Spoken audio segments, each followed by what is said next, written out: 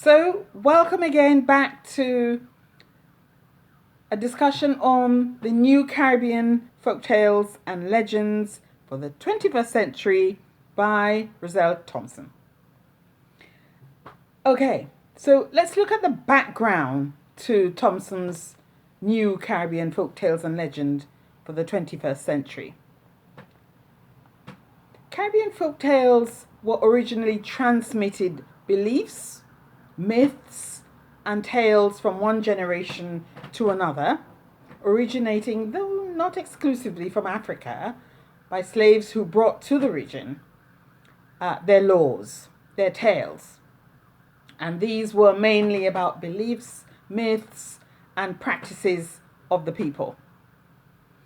This is why some of the tales have religious figures or supernatural folklore figures which possess characteristics that are identical to those of African deities. But this body of African folklore has been synthesized and influenced by other languages in the Caribbean region: English, French, and to a lesser degree Spanish and Dutch from the colonizers who brought their own brand of lore into the Caribbean region.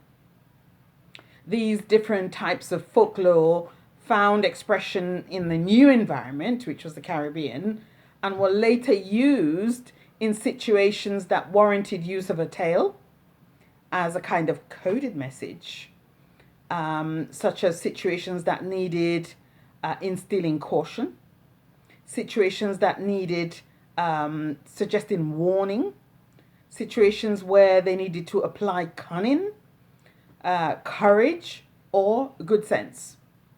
Subsequently, these tales, which were fused with African folklore, had a new function and expression in the Caribbean region. Today we have vestiges of various colonial inputs. In addition to those brought into the region by the slaves, the slave created many types of renewed characters, like a favorite, Anansi, the trickster figure. Okay, so make no mistake, the existence of Caribbean folktales show how over hundreds of years of slavery, these tales have been indelibly etched in the subconscious of the Caribbean people, so that transmitting the stories from one generation to the other symbolizes the transference of a kind of Caribbean cultural heirloom. History has shown that belief in the folk characters cannot be easily forgotten, in the same way that the history of the people cannot be obliterated. So it's for these reasons that these stories find expression within the Caribbean landscape, and they evidence a fusion of Africa's deep consciousness within the people's psyche through their recreated laws or recreated tales. Now, these tales have been kept alive by the older generation, those who have transmitted them to surviving groups of Caribbean people. But within the passage of both time and the passage of the old folks, many have ceased the practice of storytelling on moonlit nights, as I suggested in an episode before. Added to this dilemma, succeeding generations of Caribbean youths, both in the region and abroad, seem to have lost touch with this once vibrant traditional experience. In fact, many Caribbean youths, especially those in the diaspora outside of the Caribbean region, are completely oblivious to the very existence of the Caribbean language, Caribbean lore, and stories of the past. Now, as a result of this situation, there is, as I said before, a need to preserve the tales and their essence in Caribbean culture, as well as their meaning in Caribbean people's lives. But time and the notion of a Caribbean location have changed. Therefore, new methods of transmitting the tales and ensuring that they last and succeed for generations, as I said before, has to take on new forms of expression in the 21st century. This way, it is hoped that They'll find meaningful expressions in the lives of Caribbean people and their offspring, both at home in the Caribbean region as well as in the diaspora. And by diaspora, I mean anywhere outside of the Caribbean region where Caribbean people have settled and living. So we have folk tales, but what about the competition? What is the competition against these tales? What is the competition like? In terms of legends, the world of superpower and superhuman universe is currently dominated by modern day characters. These characters were created in the 1960s from what is popularly called Marvel Universe. These modern day folk tales and legends exist in a multiverse where the stories in most American comic book titles and other media by Marvel Entertainment take place. Superheroes are presented in teams: Avengers, X-Men, the Fantastic Four, Guardians of the Universe, of the Galaxy, Avengers Infinity War, Black Panther, and so on and so forth.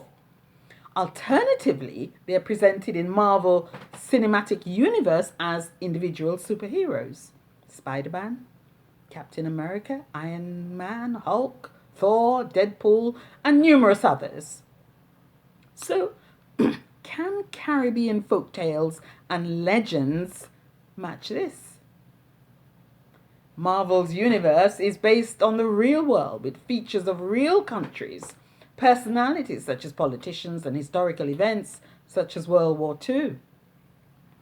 Although there are some fictional elements which introduce made-up countries, organizations, or magical incantations, peculiar sorcery, monsters, cosmic powers that show an advanced technological age, all these exist in the Marvel Universe.